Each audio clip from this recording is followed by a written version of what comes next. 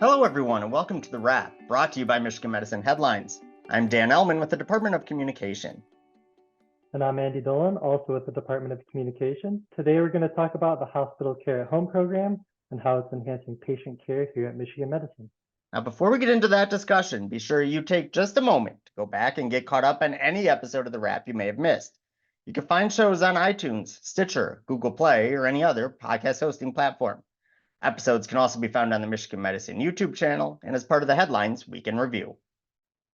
All right, with that, let's bring in our two guests for today, Jesse DeVito and Anu Goyal. First, can the two of you introduce yourselves and explain your roles with the Hospital Care at Home program?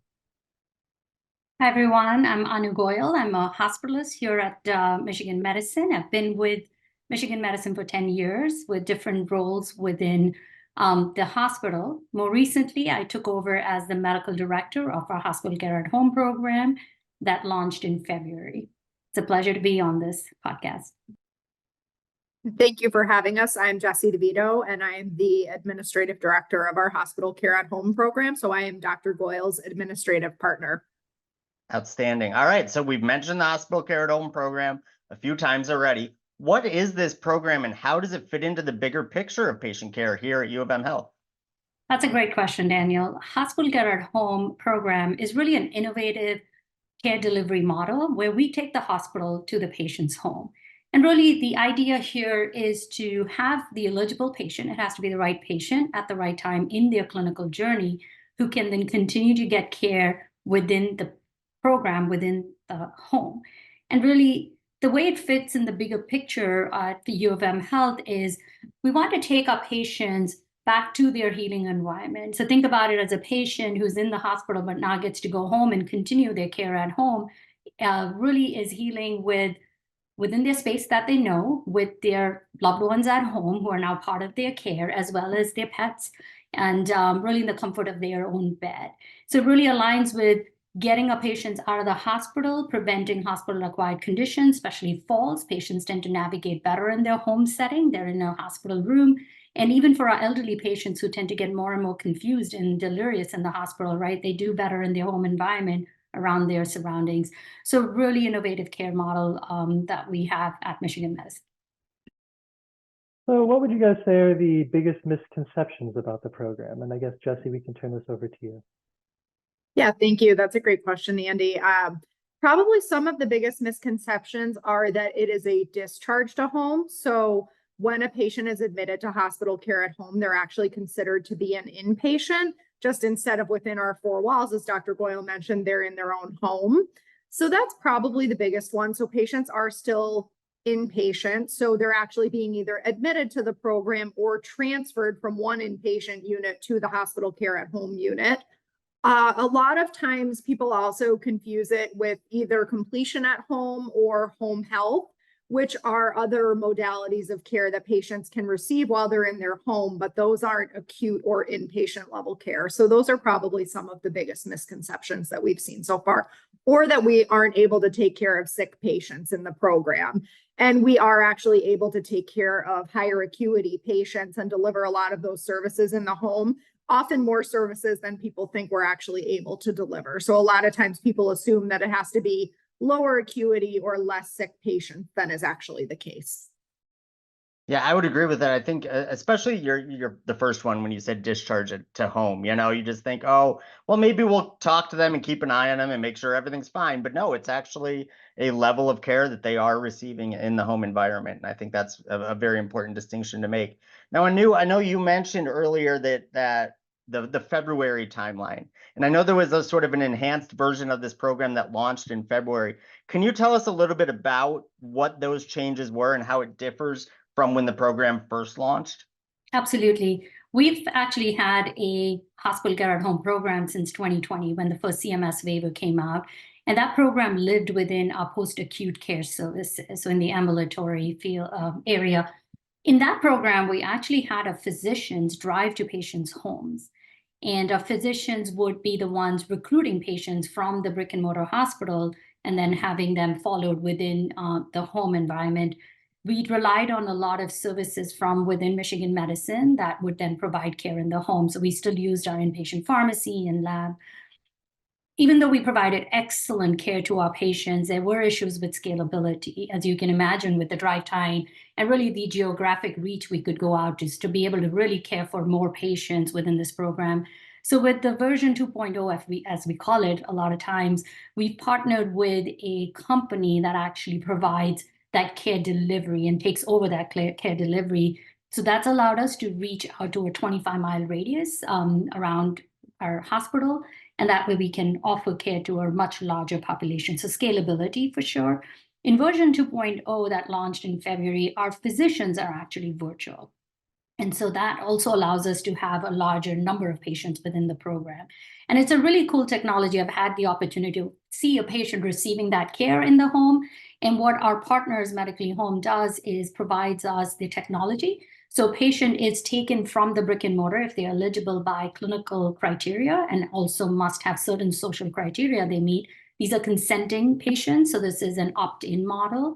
And these are recruited by our intake APPs that are dedicated to finding these patients, introducing the program, getting consent, and then really transferring them over. These patients don't necessarily go home in ambulance. There is some kind of stigma, right? You're coming home in an ambulance. And so really for the right patients, certain patients will need to go home by ambulance, but not all of them. We have a paramedic in a paramedic truck that picks the patient up from the brick and mortar and then transfers these patients home. Technology is delivered to the home, and to explain what technology is, the patients each get a tablet, which is really their way of connecting with their nurse and the provider. So they have a one-touch button which says, "Talk to my team," and they connect through that, and the nurse pops up on the screen. It's an audio-visual, two-way, and they have a schedule for the day. So Dr. Gold's going to see you at 10 o'clock, the paramedic's coming at 11, you have lab at 12, you'd like to sleep for 2 hours, we're not going to disturb you, and then there's physical therapy in the home, all of that we're providing just like we would in the brick and mortar. And they get a Bluetooth-enabled weighing scale, blood pressure cuff, pulse ox. They get a PERS device, which is a immediate activation for emergencies if there were any. And then they have redundancies built. There's a kit phone, so in case they couldn't get to the audiovisual tablet, they just pick up the phone and the nurse answers right off the bat. And there is battery backup. If a patient does not have, say, Wi-Fi in the home, as long as they have some kind of cellular availability in that area, so there's redundancies for those as well. The CMS waiver requires 2 in-person visits, and we rely on our community paramedics and our community nurses to be the ones to go in to the home, and they're more like our physician extenders. So they're the ones doing the exam, they're the ones who are doing IV antibiotics, IV diuretics, caring for the patient in the home. And then we also have the ability to do x-rays, EKGs within the home. We are able to use our inpatient pharmacy, use our inpatient labs, of course, so the patient gets all their medications from our pharmacy. And then we have physical therapy, occupational therapy. We're working through speech therapy as well as wound therapy in the home. So really just that comprehensive care like you would get in the brick and mortar. And then we also have our families help out where they can, right? So we involve our families in that care delivery. But anytime a patient's due for a medication, the virtual nurse actually comes up on the video, will verify the patient is taking the right medication, will watch them take the medication, and then kind of check the box saying, yes, the patient did receive the medication at the right time. So there is no nurse in the home or a technician in the home. So it's a very cool collaborative model. If I could best describe it, you're a guest in the patient's home with their permission. It's a shift in that power dynamic to some extent, because when they are in the brick and mortar, it's like we function around the patient and you can't get out of bed. But here in the home, we encourage you to move around. And you don't see a patient in a gown. You actually see them in their cool pajamas. The home I went to, they had a parrot in the back that was like talking away. And the granddaughter was there. And this was a 93-year-old woman patient. And the granddaughter was there who is starting to be an EMT. And the paramedic in the home was actually her instructor. So it was really cool to see that community come together. Some of the other key differences from our previous hospital care at home program was we didn't have the ability to bring the patient back to the brick and mortar, say if they needed more clinical care that could not be provided in the home. So all those patients had to be discharged, sent back to the ER, and then get admitted. With our new program, we actually are able to just transfer them. So think about a patient going from like one unit to the next unit. We have worked through workflows where we work with our M2C2 colleagues, and a patient gets a bed and the patient is transferred back into a unit physical bed in the hospital. We also are able to bypass the ER for almost everything. So if a patient needs to come in for a bedside procedure, they come in, they get the bedside procedure, and then they go back home. If they need an MRI, they go to the MRI department, get the MRI with an anticipation to go back home. So really trying to avoid the ER because we understand how busy our ER is and how much of a capacity constraint we have in the brick and mortar, and really is patient friendly. Who wants to go back to the ER? So we really are trying to make the movement similar to what it would be just in the brick and mortar from going from one floor to the next. Another key difference in the second version is the availability of consultants. It is small, we just launched, so we only have a few subspecialties that are working with us, where the consultant will visit the patient virtually and see the patient through a Zoom link and then provide consultation. We didn't have that in 1.0, so those patients who needed expertise, either the physician, the hospital care at home physician was calling a friend for a favor, or those patients had to be discharged and sent back to the ER. So really changing the way we're doing things to make it completely patient-friendly and patient-centered. No, thank you, Dr. Goyal. I think that's incredible. The program sounds fantastic. And you definitely answered this question already, but are there any other team members on the back end that you want to emphasize are really important for the success of this program going forward, or that are part of kind of the revitalized 2.0, as you call it? Oh, there are a lot of people. There are a lot of people. It really does take the entire community, right? What we want is to really find that right patient at the right time. Not every patient is eligible for the program, and we have very strict kind of clinical screening criteria. We cannot do insulin drips in the home, right? Anything that needs to be titrated.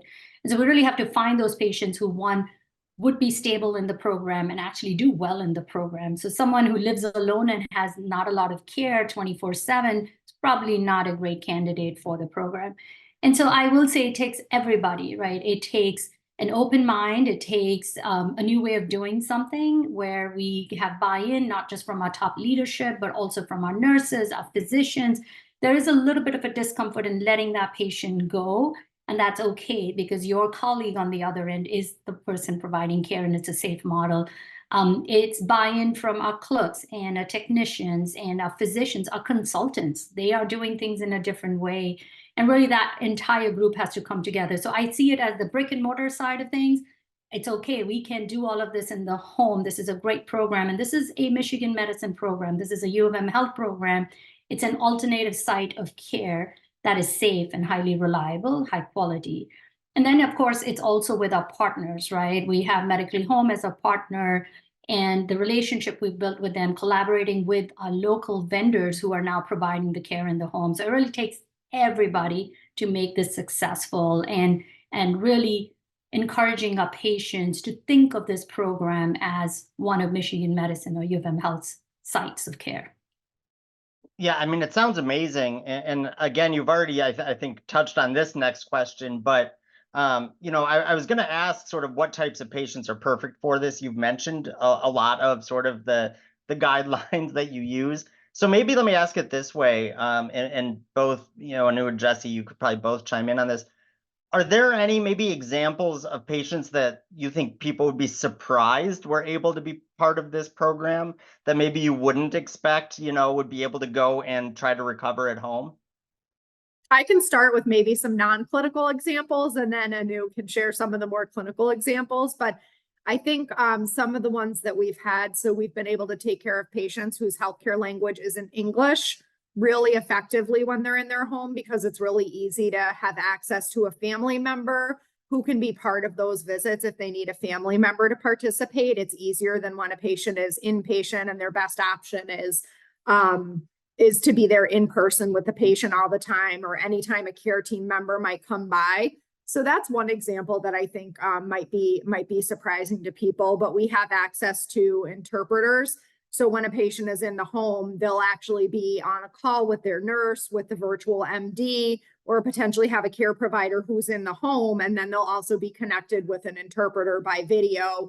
And then interpreters sort of think of them as kind of being in the corner of that Zoom, helping the provider and the patient communicate throughout that care. So that I think is just a great example, and also kind of highlights the, what we're trying to do is provide an equitable service. So we don't want only a subset of patients to have access to it. So that's maybe just one example that people might not realize just how effectively we can deliver care, even if a patient isn't able to use English as their healthcare language. But go ahead, Anu.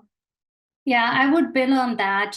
We've also been able to take an elderly gentleman who lived in a memory care unit. That was their home. They'd been there 4 years, came to the ER for pneumonia and was already super agitated, requiring like chemical, restraints, if you will, medication. So we worked with the memory care unit and they collaborated, and we were able to get that patient out of the ER to their memory care and provide them IV antibiotics in their home environment. And they did really well. The wife was very, very appreciative, because the last time he was in the hospital, he was so delirious, he ended up staying for a month. So again, the definition of home is expanding a little bit in this case. We've had patients who have visual impairment, and we had a gentleman who really wanted to go home and was able to navigate his home environment better than he would have in the home. But from a clinical perspective, I will say we've taken patients with sepsis, and everybody thinks sepsis needs to be in the home, rightfully in the early stages, but once they've kind of stabilized, we've been able to continue giving IV fluids in the home and IV antibiotics. Congestive heart failure is kind of number one diagnosis. A lot of these patients are sitting in the brick and mortar for IV diuretics and managing and monitoring their labs. So that is one. But COVID pneumonia, community-acquired pneumonia, a lot of influenza pneumonia. We've had COPD exacerbation. We've had electrolyte imbalances that we've taken care of. One surprising one that I had not thought of was rhabdomyolysis. So patients who come in with rhabdo, we've actually been able to take them home, give them IV fluids, and we've had 3 of those in our program. So really a big range. We've also had patients who are immunocompromised, and really the right patient to keep out of the hospital so they don't end up with hospital infections. So neutropenic fever, they get antibiotics, they're in the home. We have all of our staff going into the home. There's protective precautions, they mask up, they gown up. So really just making sure our patients are safe in the home. A huge gamut and a huge number of DRGs that we're seeing in this program. To give folks an idea about the program so far, how many patients have been involved in the program to date? And are there any other experiences that you guys had with patients that really stuck out to you about how they received the program and care at home, from both the patients and their families as well, and other staff included? Yeah, so we have had just over 70 patients enrolled since February, when we launched at the end of February. And some of the most common feedback that we get is patients who are really grateful to have been able to heal in their own home and not have had to be. So we've gotten feedback that patients were relieved to not have to be admitted to the hospital, or they were glad that they were able to, as Dr. Goyle described, get some of their initial treatment in the hospital and then be able to go home and be with their family. A couple of great examples. We had a patient who was able to be home to celebrate a religious holiday with family, rather than being admitted to the hospital and having to miss out on all of the celebrations. So we've had a few great examples like that, a lot of feedback along those lines. And then we've also had some feedback that patients didn't fully understand the program when they were admitted to it. So of course, want to share kind of both sides of the coin. So we're doing some work so that we can ensure that when a patient enters the program, they really know who will be coming into their home, how many people a day might be coming into their home, the different types of services. I think that is the one thing that has been surprising to patients. I'm not sure people fully realize just how many different services and individuals you interact with while you're admitted to an inpatient unit. And so bringing all of that to the home means all of those people are potentially coming to your front door and coming into your home. So that is one thing that I think has maybe been surprising, not necessarily in a negative light. And that's something that we've worked to create more educational materials, visual things like a video that we'll share with patients before they're admitted to the program, so that they fully understand sort of what hospital care at home looks like, because it is still new to a lot of people. It's new to a lot of providers. So we want to make sure that people have a full understanding of the program. So that's one thing. And we've really been iterative about everything in this program. So we've learned, Anu mentioned some diagnoses that we didn't expect to be admitted to the program. So we've really iterated and kind of grown and evolved even in the short time since we've been live. So clearly you've had a lot of success and a lot of patients just since February, right, that have gone through this program. So with that, let's talk about moving forward. How can our staff and team members really best support this program moving forward? What do you want them to take from this conversation? We'd really want our staff, including our physicians, our consultants, our primary care providers, right? Everybody to think of home first, right? We have to change that mindset. There's a lot of data that supports that care delivery in the home through a hospital at home program has positive outcomes. And so we really want, when I am a patient and I'm going to go see my PCP, there's conversation about it, right? That hospital at home or hospital care at home is part of U of M Health. It is an alternative site. It is our faculty. It is our staff providing care. So really that home first mindset is important so that we promote that way our patients believe in it. And really also asking questions. If you don't know, reach out to us. We have a website that has a lot of information. As Jesse said, we're learning, we're growing, we're pivoting, we're adjusting.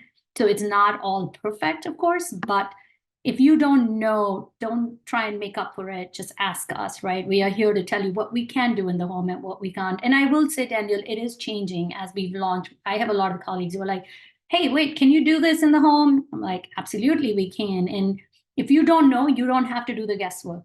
Who's eligible? When are they eligible? All you have to do is reach out to our team. It can be a MyChart order of consult hospital care at home, and one of our faculty and our staff will reach out and help you answer any questions. Jesse, anything else that you can think of? No, I think really just use that consult and our team will evaluate, look at the patient, understand if they're someone who could be admitted to the program, and then also talk directly with the patient to understand from them. So as Anu mentioned, also it's an opt-in program. So understand if it's a good fit for the patient too in their course of care. Well, thank you guys so much. It sounds like such an incredible program, and I can already think of family and friends that I think would just benefit from a program like this tremendously. So thank you both for being on today and giving us all this information about hospital care at home. And if you guys want to learn more about the program, go to mmheadlines.org. That's mmheadlines.org. All right, now it's time for the lightning round when we ask our guests 4 quick fire questions that they haven't seen before. Now we're going to do things a little differently this time. We're going to ask 2 to Anu and 2 to Jesse. So we're going to split up the bill. Are you 2 ready to go? All right, we're going to start with you, Anu. Now the calendar has flipped to May, and as we know, April showers bring May flowers. So let's go with that theme. Are you into gardening? And if so, what does your garden look like? And if not, do you have a favorite flower? Just trying to get something along those lines. Yeah. Not into gardening at all. My husband is, so he does grow tomatoes and cucumbers every year. We've had squirrels that have been chomping away at those, and I just get mad because it looks even worse. So no, not into gardening. My favorite flower would be orchids. Those are the ones that I don't kill pretty quickly, maybe after cactus. So I'll buy the orchids. I know exactly where in the home it gets enough light and how many cubes of ice. And so those I can keep alive for a while. So that's my favorite flower. Awesome. Okay. So I guess this one's to Jesse now. So it's time to start thinking about summer vacations. Where would be your ideal vacation destination? And money's not a factor. Oh, if money is not a factor, that's fun. I think I would then go back to Italy, where I went on my honeymoon, but maybe do a different part of Italy since there are so many different places there to visit. So we did more of the northern, but I would love to do some of the other parts of Italy. I like that you said money is not a factor because that makes it easier, an easy decision. Yeah, you can't say Opens up the options. Yeah. Yeah, I'm going to Toledo. Like you could do that, but you know. All right, Jesse, you can take me. I'll carry your bags. Yeah, I'll garden for you. And well, maybe not. You might not want me to, but then you can come to Italy. It'll be a trade. All right, Anu, back to you. Mhm. So reflecting on your journey so far in your career to becoming a hospitalist, who would you say has had the biggest impact on you? That would be my mother. I come from a traditional Indian family where when you're 18, you're literally married off. That's how kind of my mom's journey was. And she was determined that her daughter would have financial independence and a way to stand on her feet. So my mom really pushed me through medical school and really, voiced her concerns and said, you must never, ever feel dependent on a man again. Unfortunately, I have a husband and 2 boys that I am very dependent on now in terms of just picking up stuff and the garbage and whatnot. But no, it's definitely my mom who's been kind of my hero to say, look, I don't ever want you to feel insecure in your life. That's lovely. At least they'll garden for you, right? Yeah. Well, my kids wanted a dog, and I told them, no, I'm not going to be that mom out in the cold at 6 a.m. While neighbors have a dog. And so I actually had them try a cactus, and I told them, if you don't kill it, you can get a dog. That didn't last very long. So my husband will garden, but not my kids. The unkillable plant they figured out a way to kill. Yes. So how are they going to care for a dog? It's a beautiful sentiment to your mother. Thank you for sharing that. That is very fantastic. All right, Jesse, final question for you. May is Mental Health Awareness Month. What type of things do you like to do to maintain a healthy work-life balance? Or do you have any favorite post-work activities or routines? So I think that's a great question. So if the news kids don't get a dog, they can always come over and get some quality time with mine. I have 2. So I think that is one thing that I try to do, even if it's been a long day. I try to get out for a walk with them most days. I mean, I'm not enough of a hero to do it in the rain or snow with our Michigan weather, but that is something that I try to do. And I would say even more broadly, just trying to get some physical activity in every day. So that I think is a good way to kind of balance and really helps you to just totally check out of work and do something else and kind of spend some time on yourself. So that is, I would say both of those, walking, but also just physical fitness in general are helpful to me in that way. Yeah, I love that. And that's so important, like you said, just to be able to turn off for even a little bit. I know a lot of us love work, but you do need sort of that separation in order to recharge. Thank you so much, Jesse and Anu, for joining us, for playing along in the lightning round and sharing your knowledge of the Hospital Care at Home program. If you want to learn more about that program and why it's so important, go to mmheadlines.org.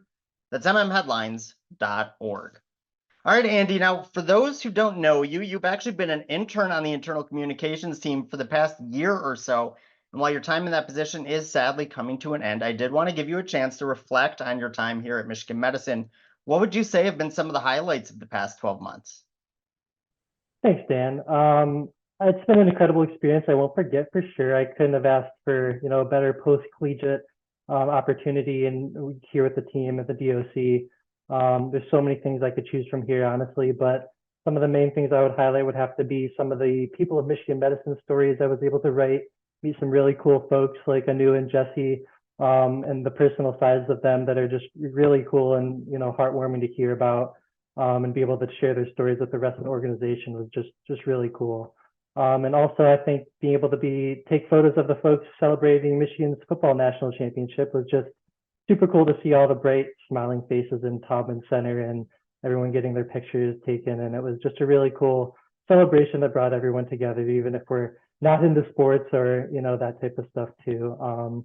And it just in general, really, the opportunity to meet a lot of cool folks, really intelligent people throughout Michigan medicine through story interviews, rap episodes, panel discussions, and other really cool celebrations and events that I've been able to, and very fortunate to be able to attend. It's really cool to meet a lot of these folks around our organization, and not to mention learn some really cool things from this guy named Dan Oman. So yeah, I was waiting for that one. Yeah, I was waiting for that one. There you go. Well, thank you. That was lovely. And we, you said you were fortunate for these experiences. We were fortunate to have you helping us out for 12 months. So best of luck moving forward. Hopefully we're not done working with you as we move ahead. So thank you very much, Andy. And thank you to Anu and Jesse for joining us today. And thank you, as always, to all of our listeners and viewers for everything you do for patients, families, and each other. We'll see you next time.